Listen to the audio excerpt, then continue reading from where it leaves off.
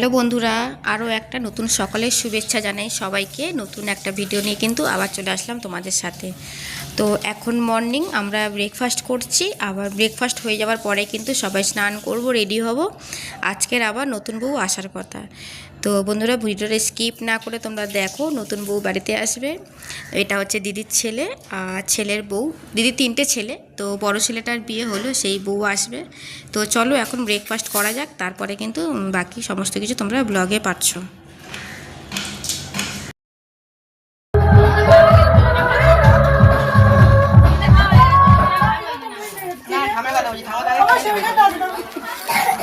এই যে মুড়ি ঘুগনি খাওয়া হচ্ছে সকালে ব্রেকফাস্টে। এখানে গোয়াছে না, এটা ভালো না, বালি বলছি। বালি থেকে এসে বালি।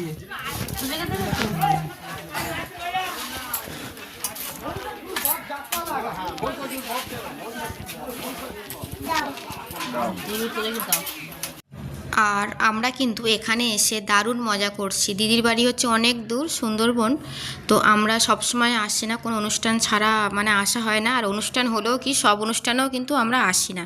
তো যাই হোক, এবারে দিদির ছেলের বিয়েতে আসলাম। আর আমরা জানো তো এখান থেকে মানে কলকাতা থেকে আমরা গেছি 20 জন টোটাল আমরা গেছি এখান থেকে। তো প্রচুর লোকজন আয়োজন হয়েছে ওখানে। তো দিদির শ্বশুরবাড়ির আত্মীয় স্বজনও প্রচুর লোকজন আছে, কিন্তু এদিক থেকে আমরা 20 জন গেছি। তো দারুণ মজা হচ্ছে। আমরা কলকাতায় সবাই থাকি, কিন্তু সব মাসি হোক বা সব দাদা বৌদির সঙ্গে তো দেখা হয় না, কেউ কারোর বাড়িতে যাই না। সবাই আমরা কাজের মানুষ, সবার ব্যস্ততার মধ্যেই দিন কেটে যায়। তো এখানে যে 2-3 দিন ছিলাম, ভীষণ মানে মজা হলো, সবার সাথে খুব গল্প হলো। তো যাই হোক, আমরা ওখানে থাকলে কী হয়েছে, কিন্তু সবার সঙ্গে এত দেখাদেখি হয় না, কেউ কারোর বাড়িতে যায় না। এই যে এটাও কিন্তু আমার একটা দাদা বৌদি। তো এখানেই এসে মানে বসে একসাথে সবার সাথে গল্প হচ্ছে।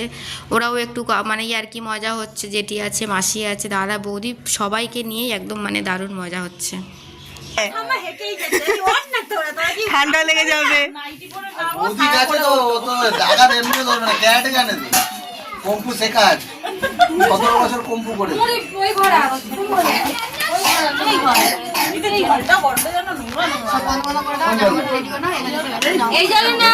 বলছি কি আমি তো নাইটি করবো, কোন নাইটি এনে আমাকে দিও, ঠিক আছে? এই পাশে দেখতে ভালো লাগলো আমার পায়ে। হ্যাঁ দেখা যাবে। জানলা দিয়ে গলির সাথে যাবে সাথে। এই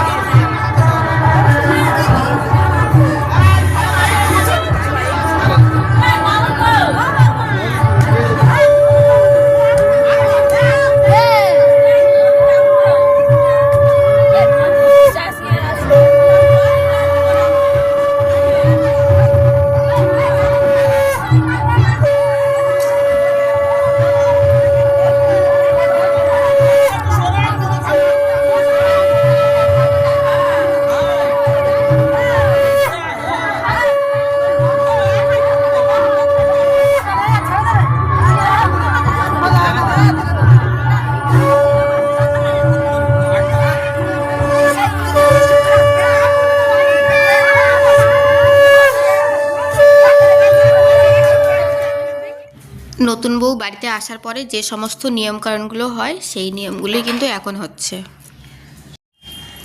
2-3 দিন ধরে দিদির বাড়িতে আছি, তো এখানকার ভিডিওগুলো তোমরা পাচ্ছ, কি করছি না করছি সমস্ত কিছু, বিয়েবাড়ির আয়োজনগুলো পাচ্ছ। তো পরের দিনকে বাড়ি ফিরবো, বাড়িতে গিয়ে আমার কি করব, তারপরে কিন্তু আবার যেই রেগুলারের কাজ সেই সমস্ত কিন্তু তোমরা আবার ভিডিওতে পাচ্ছ। বউ ভাত কাটিয়ে নিয়ে পরের দিনকে কিন্তু সকালে আমি আবার বাড়িতে ফিরবো। দুপুরবেলা ভাত খাওয়ার পরে সবাই কি করছি দেখো, দিদিদের হচ্ছে তেঁতুল গাছ, তো সবাই কিন্তু দুপুরবেলা তেঁতুল পাড়তে চলে এসেছি। আর তেঁতুলগুলো না পুরো পেকে গেছে, তো পাকা তেঁতুল হেভি লাগে খেতে, তো সবাই মানে খাওয়া হচ্ছে। আর এই যে আমার ভাইপো হচ্ছে পাড়ছে তেঁতুলগুলো আরকুশি দিয়ে, আর আমরা সবাই ঘোরাচ্ছি আর খাচ্ছি, খুব দারুণ লাগছে। গাছের তেঁতুল, তার মধ্যে পাকা তেঁতুল, তো সবাই ভালোবাসে খেতে। ও বাবু তোরা খেয়েছি না? আবার খাইনি, আবার শেষ পর্যন্ত রেগে টেগে চলে যাবি, গন্ডগোল করিনি, দুটো খেয়ে নে, খেয়ে কাজ কর, যা হবে হবে তারপরে। তোরা আর ঘেট ফেট করিনি, বৌমা পরীক্ষা দিতে চলে গেছে, আর গেট করে কি হবে কি? বউ ভাতের রাতে সবাই ডান্স করছি, রেডি হয়ে পুরো ডান্স করছি। আমি ভিডিও করছিলাম কিন্তু আমার বৌদি ভিডিও করতে দেয়নি, দেখো ফোন মানে কেড়ে কুড়ে একদম হাত থেকে নিয়ে নিল, নিয়ে কিন্তু মানে বারণ করছে ভিডিও করতে। সবাই ডান্স করছে, আমি কেন বাদ যাব। তো যাই হোক, তারপরে কিন্তু বৌদি একটু অন্যদিকে গেছিলো, তারপরে কিন্তু কিছুটা আমি মানে ক্যামেরাতে ক্যাপচার করতে পারলাম। আর এটা হচ্ছে আমার দাদা, খুব ডান্স করছে, ও যখন ডান্স করছে আমরা সবাই দাঁড়িয়ে ওকে দেখছি, তো আমি ওই জন্য কিন্তু ওকে একটু ভিডিও করলাম। তো গ্রামের বিয়ে আর বউ ভাত তো দারুণ মজা, দারুণ এনজয় হয়েছে। কলকাতা শহরে তো প্রচুর কিছু থাকে, আর গ্রামের দিকে তো আরও অন্য কিছু থাকে, তো সেই সমস্ত কিন্তু ভীষণ মজা হয়েছে। তোমরা কিন্তু মিস করো না, ব্লগটা পুরোটা দেখো। গ্রামের বিয়ে কেমন, গ্রামের অঞ্চল, গ্রামের বিয়ে সমস্ত কিছু কিন্তু এই ব্লগে পাবে তোমরা। আর এদিকে দেখো দাদা ডান্স করছে, বৌদিগো নিয়েও কিন্তু ডান্স করছে। এবার হচ্ছে তোমাদের সাথে আলাপ করে দিচ্ছি এই দিদি, দিদির বিয়ে মানে দিদির ছেলের বিয়েতেই এসছি। এটা হচ্ছে দিদি, এই দিদির বাড়িতে আসলাম। আর এই যে দিদির বড় ছেলের বউ আর দিদি, জামাইবাবু আছে, জামাইবাবু আর দিদিকে নিয়ে একসাথে ফটো তোলা হবে। তো আমার বর হচ্ছে দিদিকে তুলেছে স্টেজে, মানে ফটো তুলবে, আর জামাইবাবুকে কিন্তু আমার বরই ডাকতে গেছে।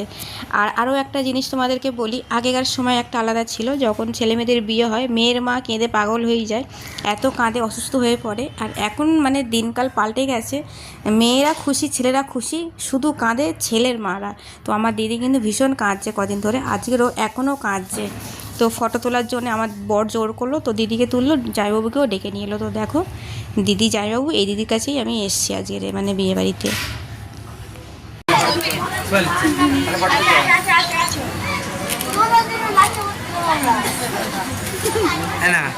জল খেয়ে নাও সব।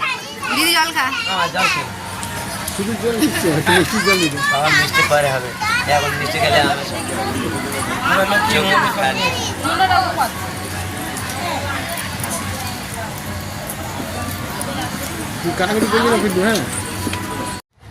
রাতে বৌভাত কাটিয়ে কিন্তু পরের দিনকে সকালবেলায় একদম বাড়ির থেকে বেরিয়ে গেছি আমি, মানে বাড়ি ফিরবো বলে, মানে দিদির বাড়ি থেকে বেরিয়েছি নিজের বাড়িতে ফিরবো বলে। তো বাড়িতেও পৌঁছে গেছি, ভীষণ ক্লান্ত, ওখানে ঘুরে ফিরে আনন্দ করে আর ঠিকঠাকভাবে ঘুম নেই নেই, মানে নিজের ঘরে যতটা শান্তি সেই আর কি। তো যাই হোক, ঘরে এসে কিন্তু ঘুমিয়ে নিয়েছিলাম, রান্নাবান্না কিছু করিনি, ঘুমিয়ে নিয়েছিলাম। আর এদিকে দেখো বরমশাই হচ্ছে খাবার নিয়ে চলে এসছে, কারণ আজকের রান্না আর কিছু করতে দেবে না, মানে রান্নার দিক দিয়ে ছুটি আর কি। তো এখন আমরা খাওয়া দাওয়া সারবো আর ভিডিওটা এখানে শেষ করব। তো কি খাবার নিয়ে এসে সেটা বলে দিই।